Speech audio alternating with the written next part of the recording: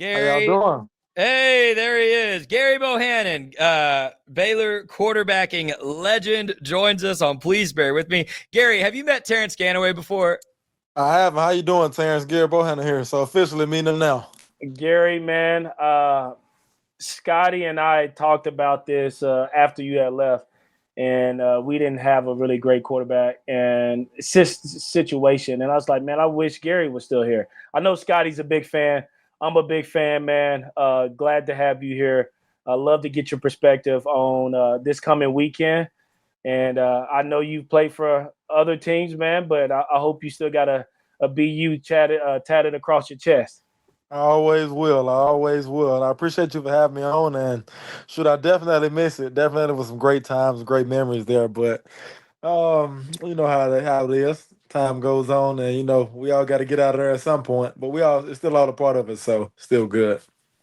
Gary, hey, I wanted to bring you on for two reasons, specifically this week. And you can come on the show anytime. I hope if you're in Waco for a game, let me know. We'll get you on our pregame show. But, man, this is a big week. Baylor not only is putting a team on the field this season that's capable of winning the Big 12, but also opening Friday night against an SEC opponent. And you are the last Baylor quarterback to win a Big 12 championship. By the way, as many great quarterbacks as Baylor has had, and there have been 5 or 6 excellent ones. Only 2 have won the Big 12, and you were one of them, sir.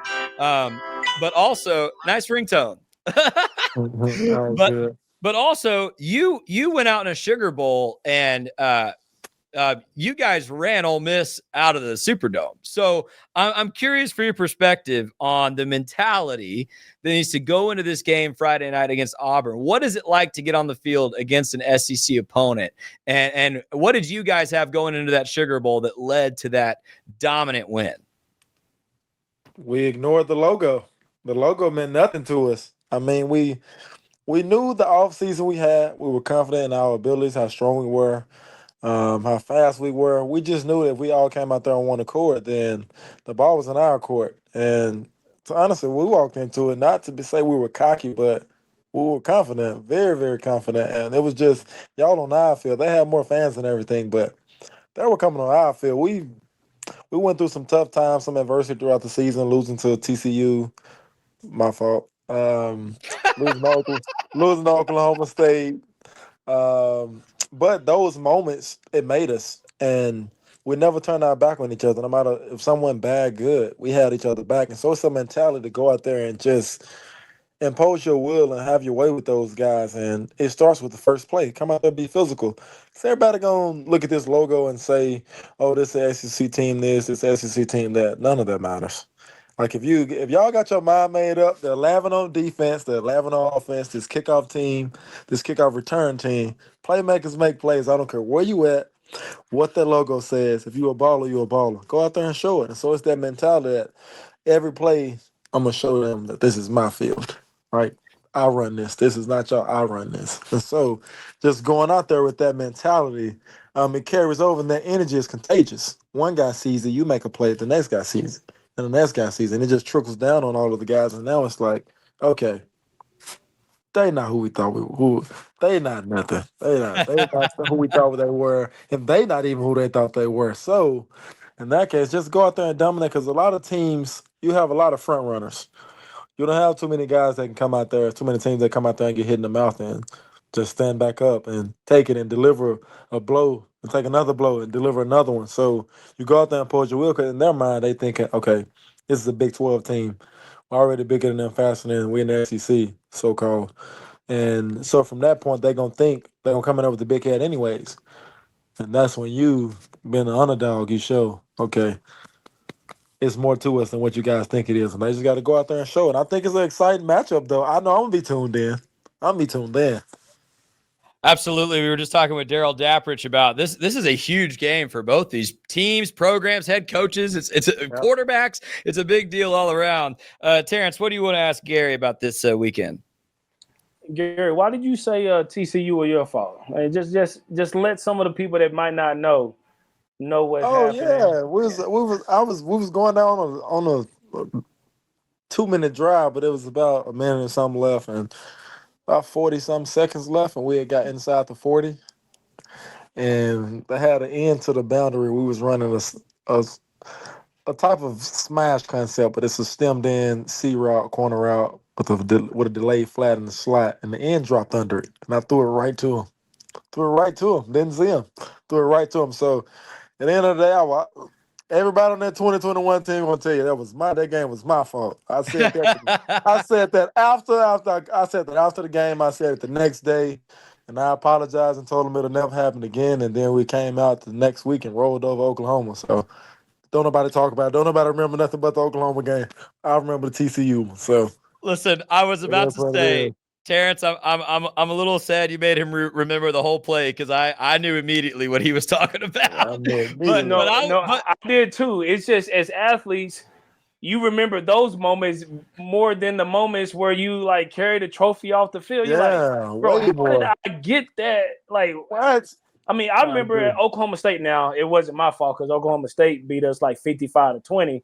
yeah, But I dropped the option pitch from Robert, and it rolled out of bounds right at the 2, and I literally I catch the ball, I walk in the end zone. You know how many options I got the rest of the year, bro? They pulled me off the options all year long. And I'm thinking, bro, I got good hands, like solid hands, decent. I had stick 'em on my hands and everything, but hey, it didn't happen. So I remember some of those plays. And, you know, if you're in the locker room, guy, you just cut up and you're like, hey, man, I remember that.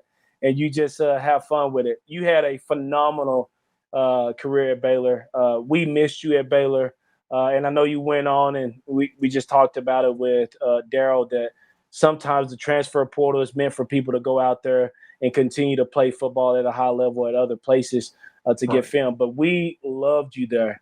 I mean, I think that season was one of the most fun seasons. I had just moved to Florida, and I'm sitting out there watching that Big 12 championship game, screaming, and I know everyone in Florida knew who I was by the end of that game. So, listen, I love watching you play. I love watching what you do. This weekend is really big for what we expect out of Dave Aranda. You've played for him. You kind of was the bridge in between. This is a big year for him. I know we finished the year on fire last year outside of the bowl game. What's your expectations for Dave Aranda this year as a former player? Dave Aranda is going to be well prepared for that game. First off, he's going to be excited about the game. He's not a guy that's going to show you too much with emotions, but he's going to be coaching his butt off to make sure that those guys come out there and play the best that they can. Okay, y'all speak to my son. He don't know you want to come say hey. Come on, say hey. I know you want to say hey. Hey. You want to say hey? hey, Hey. hi, nice to meet you. All right, see you later. See you later. Bye-bye. He got better hair than you, Gary. Way better hair. I just cut mine off. He wanted to cut his off like mine, but I told him no, he's too handsome for that. Could you go back in there, please, sir? All right, sir. All right, thank you. But yeah, I know Aranda's going to have those guys ready. He's going to be excited. The defense is going to be rolling. I mean, those guys have a second year with the OC, which they look good on offense last year anyways. They looked solid on defense as well. But now I feel like there's going to be a different kind of culture last year because different kind of culture than last year because, going into the season, guys, maybe we've been questioning who's going to be the coach. What is this new OC? Things looked a little different. I think they had this whole offseason. What did we go wrong at last year? And I know Aranda is going to address that in every aspect. And so I'm expecting those guys to go out there and look like BU football is supposed to look. I know it's the first game and everything, but I think it's going to show a lot. And I think those guys are going to be prepared for that game. It would surprise me if they weren't, honestly, because I know the way Aranda makes their schedule, the way fall camp is, the way some workouts are, they're going to be tough. And they're gonna be ready for that battle. So I'm excited to watch it. You brought up an interesting point about, and you didn't say this word, but pressure. Last year, I think everyone felt like if Dave Aranda lost a couple more games that he would have been gone. Yep. We have a change at quarterback, and then everything just starts to get a little bit more smooth as the season went on. Yeah. So this offseason, like, hey, you got your offensive coordinator back, you got your defensive coordinator back. So maybe there is a lot less pressure.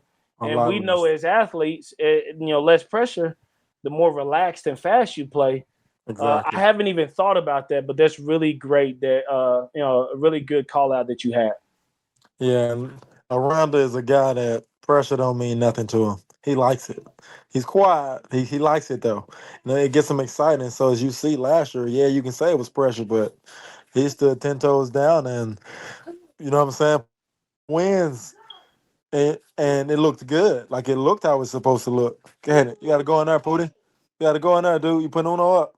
Cage. Y'all interrupting me. Can y'all go in there, please? Go your cage. Hold on 1 second. You're great, bro. I'll pull you into just a second. Terrance and I both know that dad life.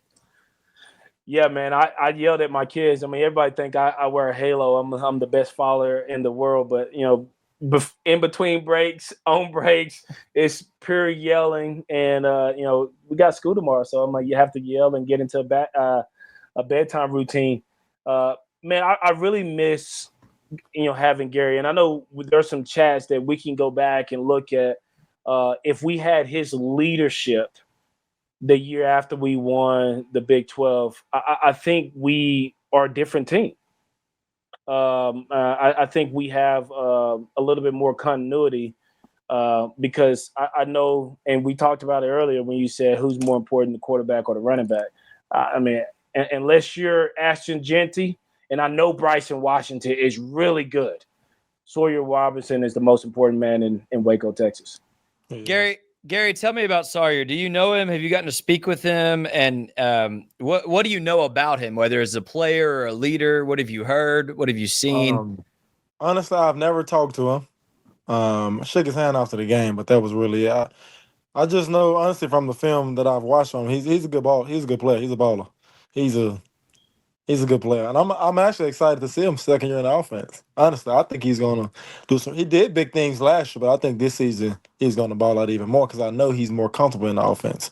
And they got a couple more guys in there. Lost a couple guys, but it's second year in the offense, so I think it'll be exciting. And we sometimes talk about that on like a fan level, like, oh yeah, year two, but explain as a quarterback who's called the plays, run the plays. Explain what a big deal that is. The difference between year one and year two in an offense. Kind of sort of how he just talked about pressure. There's like pressure on yourself though. Like I don't want to mess up. I want to be perfect. Like you're still working through these things, these thoughts on plays. I'm wondering, what coverage am I getting against this play? And you got to think about as quarterbacks. There's so much going on in the game, anyways. Like you got coverage is going on, pressure's going on, protection issues that you have to address. Maybe check plays. You got to operate on the 2.5 seconds. Like it's just so much. So it's like the more reps you get, and as a quarterback, you can never get enough reps. Like you never can. I talk to guys, quarterbacks I train about mental reps all the time. Like those are more important than the field reps because you get a certain amount on the field. And so just being able to get those mental reps just make you more comfortable. You get 2 off seasons in a new program. You get 2 years in a system. You got game reps in that system. And it's like just going in watching the film. You're going out there, you're not thinking, you're reacting. And that's the way you want to play as quarterback. As a quarterback, you want to be a reactor. You don't want to be out there thinking, wondering, as you catch the snap, what do I need to do with the ball? No. You walk out there after you got the play card, you see what's going on. You already know you're going with the ball majority of the time until those guys give you a different picture that you hadn't seen on film before. And so for me, I think Sawyer's going to go out there and shine. I know those guys have a really good offense. They have some fast guys catching the ball for them.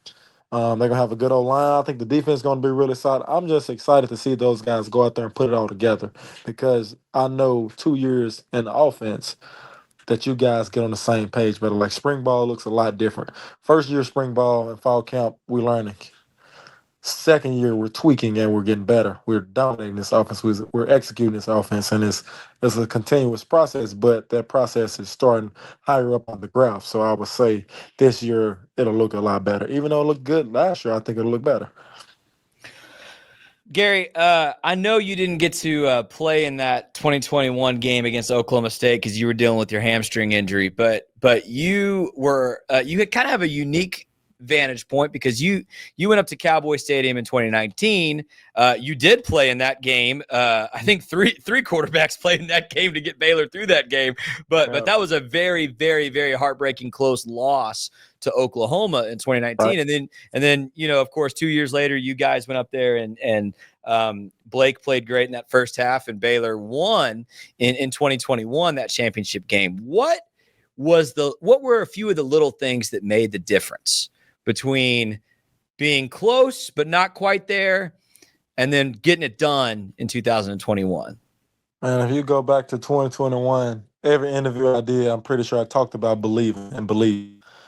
We knew, we believed it, we spoke it, we practiced like it, we ate like it, we talked like it. Like it was just a mindset that we were not going to lose. Like we just weren't. We've been here before. Most of the guys was a lot of the same guys, plus a lot of guys that were new that were added, and some guys that left. But the guys that really played and dominated the majority of that game, there were guys that were there in 2019. Right. And so for us, we knew what it was like. We just thought about, okay, this year we didn't even know if we would be there. It was like when we got there, it was kind of like we was putting pressure on ourselves. 2021, there was no pressure. Y'all come into our house. This is our home field advantage. So in our mind, we going to come out here and dominate. Y'all got to step up to our level of play because we're knowing we're going to win this game. We know. It was the same thing when we got to play Ole Miss in the Sugar Bowl. We knew we were going to win. Just the way we prepared, like how you talked about leadership, the leaders on that team, there was a standard. We don't care if you were a fourth string or a first string. When you touch this field, this is a certain standard that you have to play with. And if you didn't play to that standard, you had to step off that field. Like, this is not the place for you right now. So for us, the mindset that we had, I mean, we could literally be watching a boxing match and it was so competitive. And it was just that we were so tight. We were always together. We always did things together. We were throwing barbecues during the summertime. Just everything you could think of, we always did it together. And we were just always together. And the level of competition at practice, like if you came to practice, you'd be like, this is how practice is supposed to look. Because it was competitive. And we all wanted to get each other better because we all wanted to win. We did whatever it took to win. Love it. Terrance, you got anything else for Gerry? Gerry, what are you up to these days? I'm training quarterbacks right now, coaching a little bit, but we're primarily training quarterbacks. I started training quarterbacks, I'll say 2 months ago. So I started a quarterback training business in Arkansas and Memphis area. And I've been doing that, working with a lot of guys, worked with a couple college guys so far. Got quite a bit of high schoolers and middle schoolers around the area, just developing the knowledge I've learned from guys that's at 3D QB, Quincy Avery, those guys, just Wood Hewlett in Florida, the guys that I've trained with over my career, just taking their knowledge and what they're teaching and studying it on my own, as well as figuring out what's my style and what fits me, and just kind of growing that, spending my time developing those guys and helping them understand coverages, playing the game the way quarterbacks are supposed to be, the way they're supposed to operate and carry themselves, and also just taking their film and training them and breaking them down to make sure that they're understanding the proper way to throw the ball, because I've always loved playing that position, but I didn't have a quarterback trainer in high school. I ended up getting with Quincy in college. And so for me, just spending time and investing my time in those guys to help them get to experience the things that I experienced and go further than I did. So just investing everything I can into those guys and seeing those guys have their success.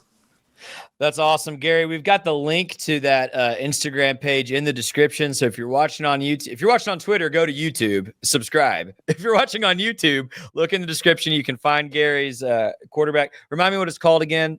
Quarterback Dr. Memphis. Quarterback Dr. Memphis. And you said you texted me you might be doing some work in Waco soon. Yeah, I plan to come down there and come back, catch a game. I want to catch a game. I don't know what game it'll be, but I want to catch a game and also kind of eventually get to the point where I can come down there and do a camp or something and get those guys in that area. A couple of players to come out, coaches, and get a group of young quarterbacks, high school, middle school, and get some work in. Because, I mean, we all trying to go to college and go to the NFL and play, and we want to meet guys that's already there and doing it. So I would love to come back and spend some time in Waco and trying to help develop some kids, and also as well get around the Baylor locker room, see the new facility, and get around those coaches again. Awesome. Well, Gerry, thanks for your insight. Thanks for your time. I'll let you get back to your kids, bro. But seriously, what Terrance said, everyone in Waco loves you, man. We love you. We were rooting for you all the way. We still are rooting for you all the way. And if you make it down for a game, seriously, shoot me a text. We'll get you in on our pregame show, treat you right, welcome you with open arms, bro. It'll be great to have you back. So thanks for the time. I hope we can talk again soon. Yes, sir. I appreciate you guys. You guys have a good rest of your guys' evening, and I'll see you guys when I come. Sounds good, man. Thanks. All right, man. Thank you.